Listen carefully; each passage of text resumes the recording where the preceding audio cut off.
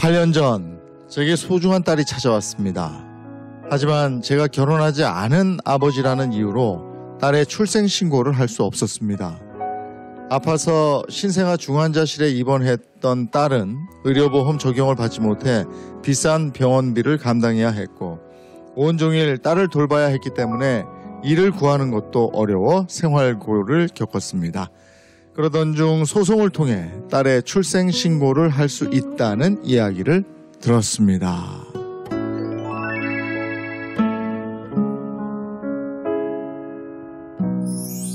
네, 반갑습니다. 네, 어서 오세요. 예. 본인 소개 좀 해주시겠어요? 그 8살 된 딸 아이를 지금 혼자 키우고 있는 싱글데디 김지환이라고 합니다. 예. 네, 반갑습니다. 반갑습니다. 어떤 사정으로 혼자 아이를 키워야 됐나요? 이제 연애를 했죠. 혼인을 네. 약속을 하고 연애를 했고 그러다가 이제 저희가 경제적으로 뭐 제가 하던 일이 사업이 좀 잘못되기 시작을 했어요. 또 아이 엄마는 임신 우울증이 좀 심하게 왔었던 것 같고 이런 것들이 복합적으로 이루어지다 보니까 미래를 같이 할 수 없게 됐고 그래서 임신 중에 헤어지게 됐고 아이를 낳고서 다시 이제 아이를 저한테 맡기고 이제 다시 떠나시게 됐죠.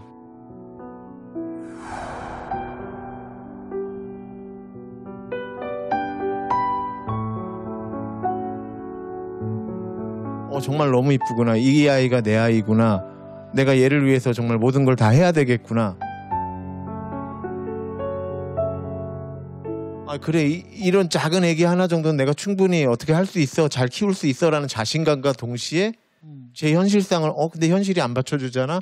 이런 게 너무 여러 가지 생각이 이게 동시에 폭격해. 뭐가 우선순위가 있어서 나오는 것도 아니고 한 방에 그렇게 쏟아져 나오는 거예요.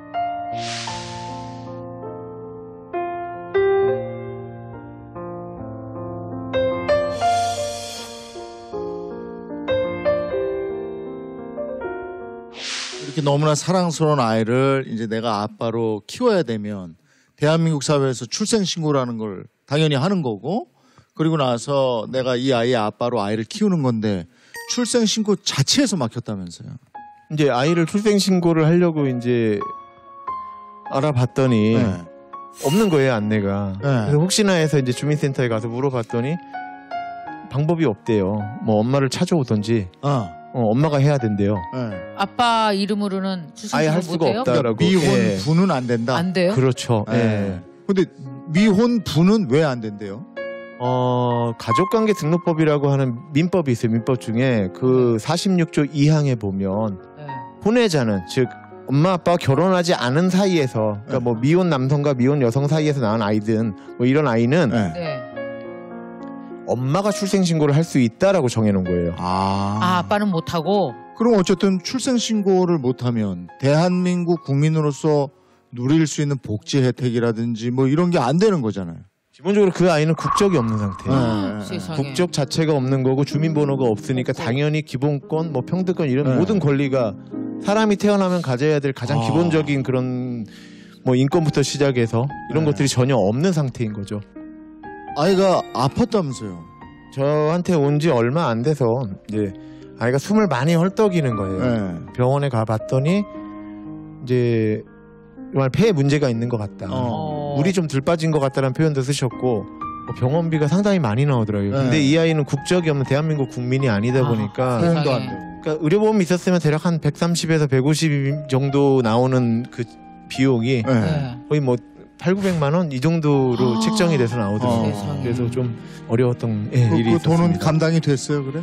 뭐 가지고 있던 차 중고차로도 팔았고 노트북, TV 이런 거를 다 팔았고 뭐 부모님이나 제 주변 지인들, 친구들 뭐 다 하나같이 얘기하는 거예요. 남자 혼자서 애기를 어떻게 키우냐. 그것도 딸아이를 어떻게 키우냐. 이런 선입견이 있더라고요. 그래서 제가 제일 많이 들었던 말이 어디 뭐 시설에 맡겼다가 네가 돈 좀 벌어서 몇 년 있다 찾아라. 이 권유를 제일 많이 받았어요. 근데 이게 저는 용납이 안 되는 거예요. 그 어린 아이를 누가 돌봐주고 어떻게 일을 하고 살아가는 과정이 어떻게 됐나가 또 궁금해요. 그냥 저는 그랬어요. 막 주워들은 얘기를 뭐 애기는 첫 달 동안은 어디 외부에도 나가면 안 된다. 진짜 기를 쓰고 집안에만 있었어요. 꼼짝도 안 하고 집안에만 꼼짝도 안 있었고. 했어요? 예, 2달 정도 버틸 여력은 있었으니까. 그래 이제 2달 지났으니까 아이가 바깥 공기 마셔도 되겠지 해서 그때부터 저는 아이랑 함께 일을 할 수 있는 일이 뭐가 있을까 그를 열심히 찾으러 다녔었죠.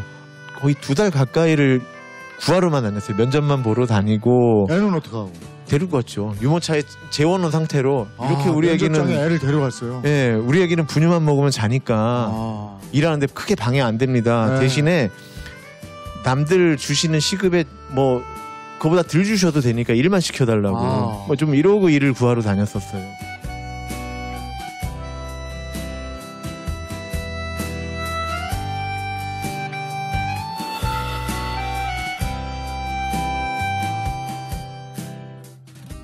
그러면 그 아이를 혼자 키우면서 구직 활동하고 그러면서 가장 서글펐던 기억이 있습니까? 한 번은 이제 지하철 택배를 하던 적이 있었어요. 아, 예, 네, 지하철 택배. 택배를 하는데 좋게 보신 거예요. 앞으로 우리 회사가 택배 부를 때는 그 애기 아빠만 보내주세요. 애기 다리고 다니는 애기 아빠만 보내주세요라고 제가 소속된 택배 회사에다 얘기를 한 거예요. 네. 그랬더니 그 택배 회사에서 전화가 온 거죠. 아니 애기를 데리고 다니세요? 어머머. 그러면 안 돼요. 그래서 일자리를 잃게 됐죠. 예. 그쪽에선 선이었는데 그걸로 일자리를 잃었어요. 그러니까 다들 그러신 거예요. 야박해서 저를 거절하신 분들은 없으셨던 것 같고 네.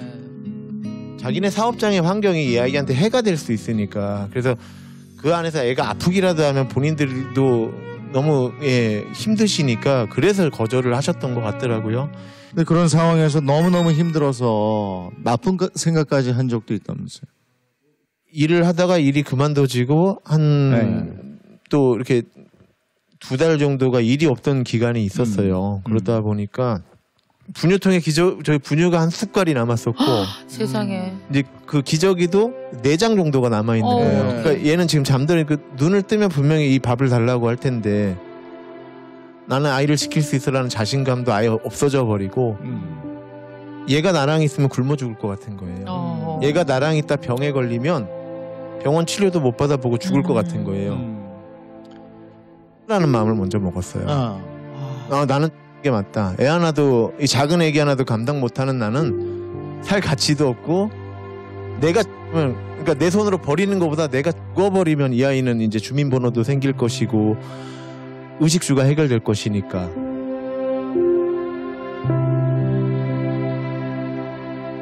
죽기 전에 애기한테 좋은 옷 한번 입혀보고 싶고 죽기 전에 애기한테 좋은 분유 한번 먹여보고 싶고 죽기 전에 애기한테 발진 안 나는 좋은 기저귀 한번 입혀보고 싶은 거예요. 그거 해주고 싶은 거예요. 그래서 그냥 길에 한번 나가봤어요. 길에요? 그냥 저 좀 도와주세요. 우리 아이가 출생신고 될 수 있게끔 도와주세요라는 멘트를 적고 그냥 서 있어 봤어요.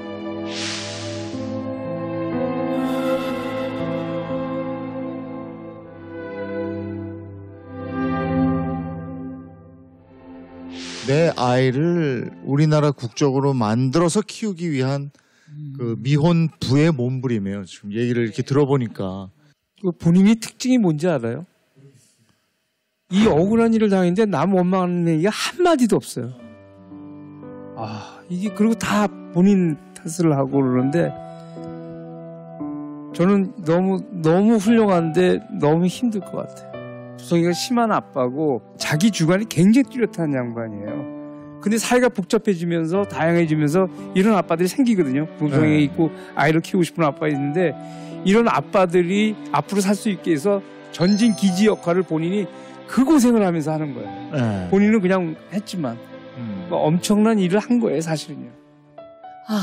미혼모들은 사실 뭐 협회도 여러 개 있고 쉼터도 꽤 있고요. 그리고 인원들이 모여서 이런 법 개정도 하고 하다 보니까 좀 많이 나아졌어요. 그런데 미혼부들은 미혼모 모임에 올 수도 없고 정말 힘들죠. 그런데 이분의 사례는 사실 미혼모들한테 굉장히 유명해요. 왜냐하면 희망이 됩니다. 이 아빠가 이렇게 힘들게 싸우면서 일궈낸 것들이 우리가 미혼부 가정, 미혼모 가정, 다양한 가정 형태에서도 아이들 입양 안 보내고 잘 키울 수 있는 그런 희망의 좋은 모델이 되고 있는 것 같아서 너무 고맙습니다. 자, 조금 전까지 얘기 들어보니까 아이를 데리고 극심한 생활고에 시달렸어요. 급기야는 월세를 못 내서 그래서 어디로 가셨어요? 이제 그 노량진 고시원에 들어가게 됐어요. 아. 예, 고시원 마음씨 좋은 고시원 사장님 만나게 되고 그 마음씨 좋은 또 옆에 방 고시생들과 함께 행복한 그 고시원 생활을 또 시작을 하게 됐죠. 그 예. 아이들을 다 이뻐했겠네요. 거기에 있는 분들이. 예, 너무 예뻐해줬어요. 우리 그 고시생들이 그래서 복 받았는지 그 친구들 다 합격해서 공무원 살고 있어요. 다 합격했어요? 예. 얼마나 계셨어요 고시원에서? 1년 조금 넘게 있었어요. 와. 예. 근데 거기서 오래 이제 계셨네요. 이 아이를 출생신고할 수 있는 방법을 알게 됐다면서요. 이제 지역마다 관할하는 법률구조공단 지사들이 있더라고요. 네. 근데 첫 번째 살았던 지역의 법률구조공단 지사에서는 방법도 없고 찾는 노력은 해주셨는데 못 찾으신 거예요. 네. 두 번을 방문했는데도 두 번을 다 이제 못 찾으시더라고요. 아. 그래서 이제 주소지가 바뀌고 세월이 지났잖아요. 네. 그래서 네. 뭐 없던 법이 생겼을까봐, 없던 제도가 생겼을까봐 하는 기대로 또 그 지역을 관할하는 법률구조공단을 간 거예요. 네. 그 법률구조공단을 방문하고 3일인가 뒤에 정말 그 문자가 한 통이 온 거예요. 네. 그 법률구조공단 직원분이 방법을 찾았으니까 좀 와달라고 그러시는 거예요. 나도 아기를 낳은 지 얼마 안 된 아기 아빠라. 네. 그래서 자기도 퇴근을 못 하겠더라는 거예요. 오. 그래서 본인이 직접 판례를 다 뒤져봤다는 거예요. 세상에. 그래서 이틀 2박 3일을 뒤졌더니 비슷한 사례로 소송을 했던 사람이 있는데 그 과정이 한 4가지 과정이 되더라. 그거를 똑같이 따라해보면 어떻겠냐 이런 말씀을 해주셔서 그거라도 해보겠다고. 예. 세상에. 그렇게 해서 이제 그 법률적으로 저희 아이를 이제 국민으로 인정받을 방법을 처음 찾게 된 계기가 됐습니다. 이제 본격적으로 시작이 되는 거네요. 그러니까. 네. 갓난아이가 나라는 사람이 대한민국에 태어났어요. 근데 네. 나는 법적으로 아빠도 없고 엄마도 없어요. 네. 그러니 저를 정발산 김씨의 시조로 만들어 주십시오 하는 성과 본을 창설하는 거를 먼저 해야 돼요. 정발산 김씨를 하나 만든 다음에 내가 정발산 김씨의 시조고 대한민국에 나는 법적으로 인정되는 가족이 없으니까 나로부터 시작되는 가족관계 등록부를 만들어 주세요라는 두 번째 소송을 해야 돼요. 근데 나는 말도 못하는 미성년자이니까 그렇죠. 여기 나를 친생부라고 주장하는 이 사람을 이 소송의 특별 대리인으로 인정해 주십시오. 허가해 주십시오라는 특별 대리인 소송 하나. 그리고 네. 이제 두 번째 소송에 대한 특별 대리인 그것도 허가 신청도 하나. 이게 다 돼야지 이제 아빠와 아이를 또 하나로 묶는 또 다른 절차가 남아 있는 거고요. 그렇게 복잡한 그 절차를 다 거치는군요. 밟으신 거죠. 그러니까. 저는 그 절차를 다 밟았던 거죠. 그게 얼마나 걸렸어요? 그렇게 해서 뭐 소송 준비하는 기간부터 해갖고 다 했던 게 대략 한 16개월? 1년 4개월 좀 넘게 1년 4개월. 걸렸던 겁니다.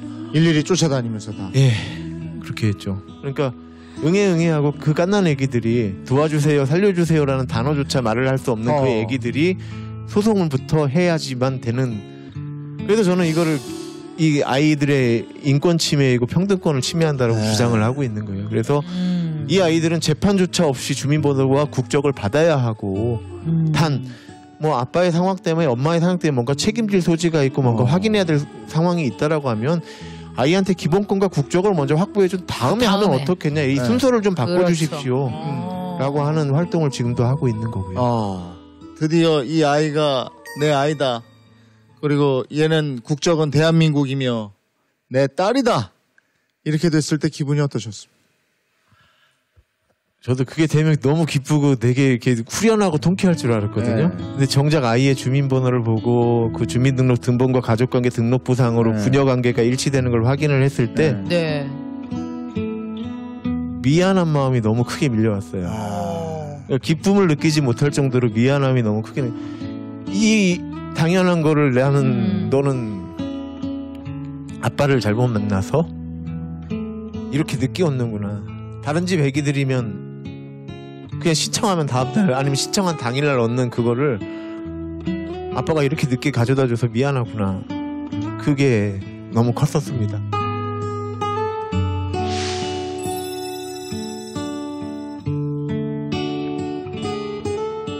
그 결과 2015년에 딸 이름을 따서 사랑이법이 만들어졌고 예.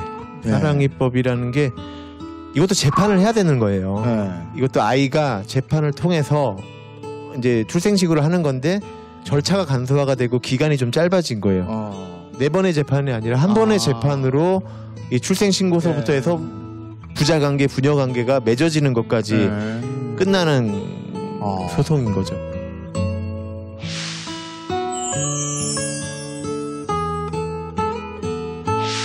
그 이후로 미혼부들한테 도와달라는 그 청이 많이 들어왔겠네요. 네.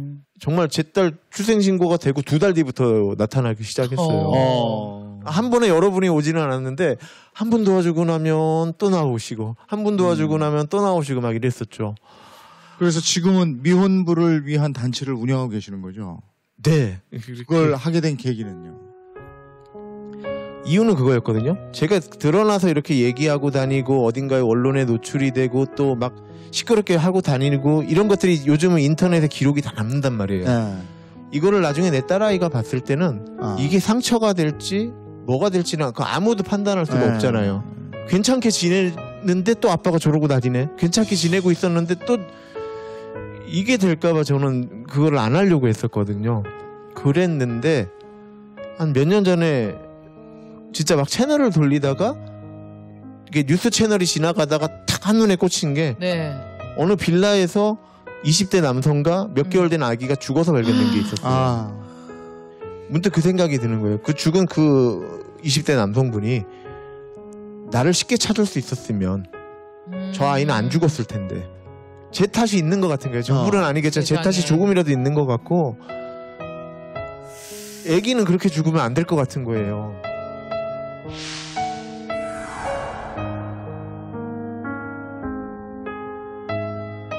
이 방송을 보고 있을 미혼부들에게 한 말씀 좀 해주셨으면 좋겠어요. 지금 저한테 도와달라고 하는 사람들이 아빠들이 아니거든요. 아빠의 목소리를 통해서 아기들이 저한테 도와달라고 하는 거예요. 이런 도움을 요청하는 아기들이 없어지도록 하루라도 더 빨리 법이 개정될 수 있도록 제도가 개정될 수 있도록 계속 정부든 국회든 저는 계속 조를 거예요. 네, 저는 제가 바꿀 수 있는 사람이 아니라 네. 그분들이 바꿔주기를 졸라야 되는 사람인 것 같고요. 아이를 막 어떻게 막 잘 키우려고 하지 말고요. 아이가 잘 자랄 수 있게끔 도와주고 지켜주세요. 그게 제일 우리가 할 수 있는 제일 최선의 방법인 것 같습니다. 사랑이가 그 엄마의 부재 때문에 좀 우울해한다거나 이런 건 없나요? 재작년이었어요. 아기가 6살 때 네. 아빠다 보니까 아무래도 이렇게 머리를 묶어주는 솜씨가 약해요. 네. 자다 푸시시한 머리로 어린이집을 많이 갔거든요. 한 친구가 그랬대요. 야, 너는 아침에 엄마가 머리 안 묶어줘? 그랬대요. 그랬더니 우리 딸이 난 엄마 없는데? 이랬대요. 엄마 없는 사람이 어디 있어? 나는 없어. 그러다가 울음이 터져버린 거예요. 엄청 울었대요. 엄청 펑펑 울었는데 왜 나는 엄마가 없는 거야? 라는 질문을 해야 되는 게 정상인데 예. 안 한 거예요. 우리 딸은요. 그거를 저는 그 다음날 아침에 선생님한테 들었거든요. 예. 네, 이 부분이 제일 많이 걱정되시고 미안하고 너무 떨리시죠. 우리 사랑이처럼 끝내 말을 안 하는 아이들이 있어요. 그 아이들이 왜 말 안 하는지 알아요? 그 아이들은요, 아빠가 혼자서 나를 얼마나 사랑하면서 키우는지 가슴으로 이미 알고 있기 때문에 이렇게 사랑을 많이 준 우리 아빠가 가슴 아플까봐 그것까지 생각해서 그 말 안 하는 거예요. 그리고 아빠가 어떤 대답을 하든 아이는 상처받지 않을 마음의 준비가 됐을 때 물어볼 겁니다. 있는 그대로 얘기하셔도 사랑이는 충분히 아빠를 더 위로하고 아빠를 안아줄 수 있는 아이로 클 거예요. 너무나 귀한 아이로 잘 클 겁니다. 네. 지금 8살 사랑이에게 아빠가 전하는 메시지를 하나 해주신다면 좋을 것 같은데.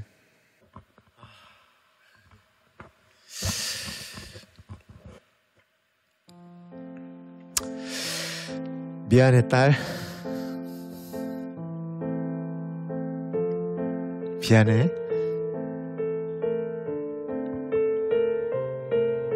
네가 세상에서 제일 좋고 네가 최고고 내 딸이어서 고맙고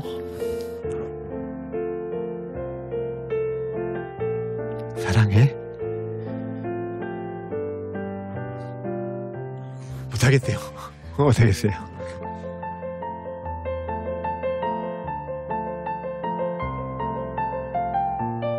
우리가 사는 사회가 참 복잡하고 척박하기도 한 것 같은데 어째 이렇게 그런 대로 잘 굴러가지 했더니 다 저렇게 뒤에서 네. 자신의 아픔을 가지고 또 남들을 도와주고 그걸 그렇게 끌어가시는 분들이 있어서 우리 사회가 유지되는 것 같아요. 우리는 강할 수 있다. 그래서 다른 사람을 도울 수 있다. 네. 이런 생각을 또 한번 해봤습니다. 모쪼록 김지환 씨의 목표와 꿈이 다 이루어지길 기원합니다. 따님과도 행복하게 지내시고요. 오늘 나와주셔서 고맙습니다. 감사합니다. 맞습니다. 네.